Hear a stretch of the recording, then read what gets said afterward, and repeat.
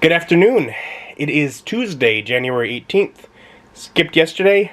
I got to play D&D with my buddies, as I'm supposed to do on Monday. So, back a little bit more to normal life, eh? Today, we got word that Microsoft is in the works to purchase Activision Blizzard. Sure, why not? They already bought Bethesda and got Skyrim and Fallout and that sort of line of games that I enjoy. Big fan of StarCraft. There's a good game in the Diablo series.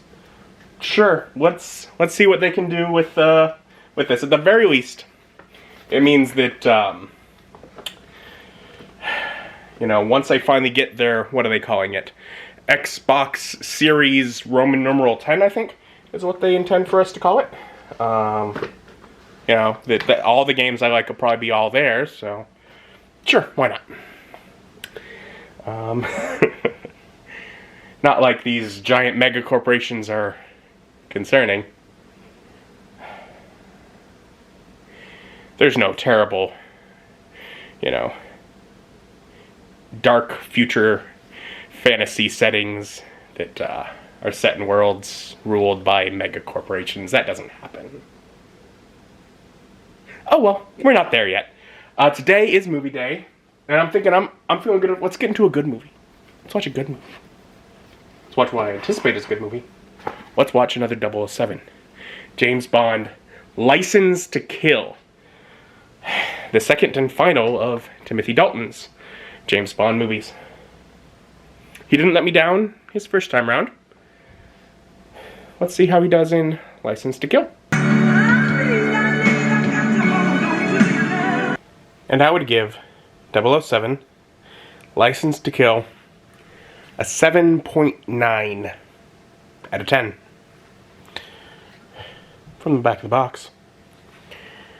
James Bond turns renegade to hunt down a master criminal in this pulse-pounding thrill ride that's packed with awesome stunts, subtle humor, and explosive confrontations.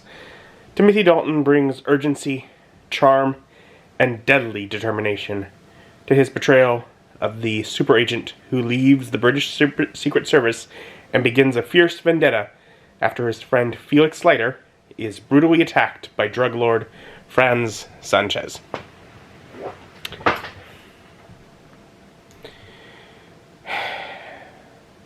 This movie, especially early in the movie, like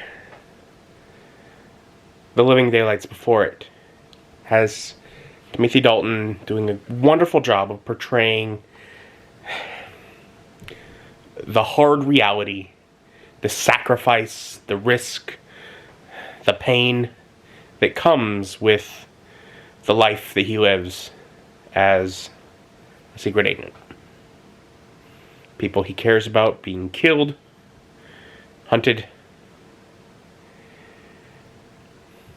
because of the work they do or the people they're involved with. And you can tell it hurts him every time, but he doesn't break down. He moves forward. He motivates from it. I think the only thing really that ranks this lower than The Living Daylights is, in fact, the irony in the title, License to Kill. Because this movie, James Bond, for most of the movie, does not have a license to kill. It is revoked. He is kicked out of the Secret Service because they feel he's letting his emotions get ahead of him. They're like, we'll let someone else handle this problem that you're emotionally invested with. We're gonna have you assigned elsewhere to something else. He wasn't okay with that. So he goes rogue, renegade agent, off doing vigilante work.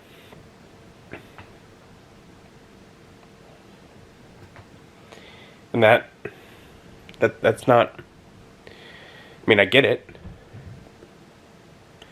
I would have preferred things. I like a little more of the structure of James Bond to fit. They still shoehorned Q in there as, I think technically while he's on leave, Q is going renegade. Q is absolutely going renegade in bringing government technology and tools to 007 while 007 is not working for Her Majesty's Secret Service. I mean, I think that's Q going renegade. That's... yeah, I mean, it's cool. But, odd.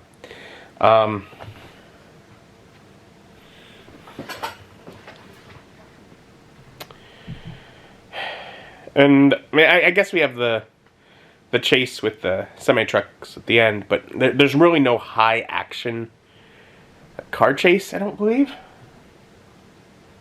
Which is a usual staple of the 007 films. Some of the, with the whole drug cartel, it's definitely reminiscent of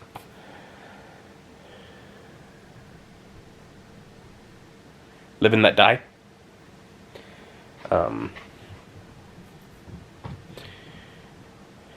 Definitely similar feel to that, but as we move on in the James Bond movies, that's going to happen more and more, where they're having to pull plot elements from previous books, because Ian Fleming only wrote so many novels, and they make more movies than there were novels. But yeah, so it's largely one of the personal vendetta movies.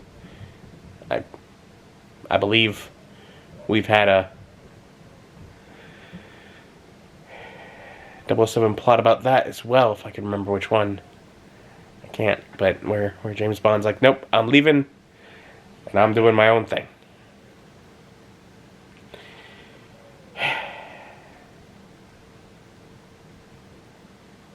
But it's gritty reality, harsh reality, real consequences, which after the clowning around that Roger Moore did, I am definitely very pleased with. And I love, they said right here, what was it? Subtle humor. Because there is subtle humor.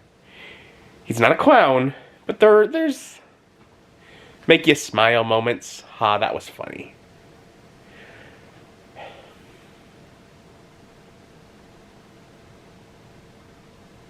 It was the, this one came out in 89. Living Daylights was beginning of 1987. So this is the first one that has come out since I was born. So we're now into the era of James Bond movies while I was alive. I was maybe 2. But we're moving into Pierce Brosnan after this.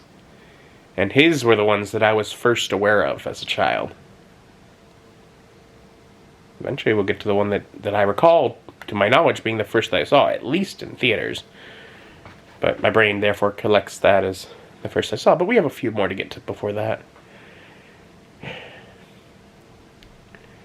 Because Pierce Brosnan was my first awareness of James Bond.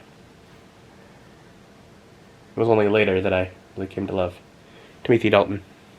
And admittedly, Timothy Dalton only did 2 movies. If he'd have done more, he might have had some where his character was written a little differently and I didn't like him as much. But in the 2 he's in, his character is written with this harsh, gritty reality of, man, I'm a secret agent and there are consequences of it.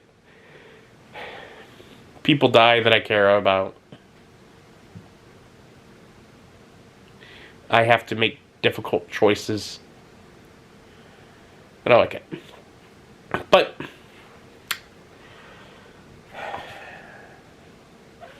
that was my movie for this evening. And I'm calling it a night. I'm tired enough as it is. I'm gonna go to bed. But it was fun to get back into a James Bond movie. It's been, I think, at least a month. And they're fun. I enjoy them. I'm gonna keep working on those as well as that shelf that I'm gonna get through this year. But for now, thank you for joining me. Join me as my journey continues.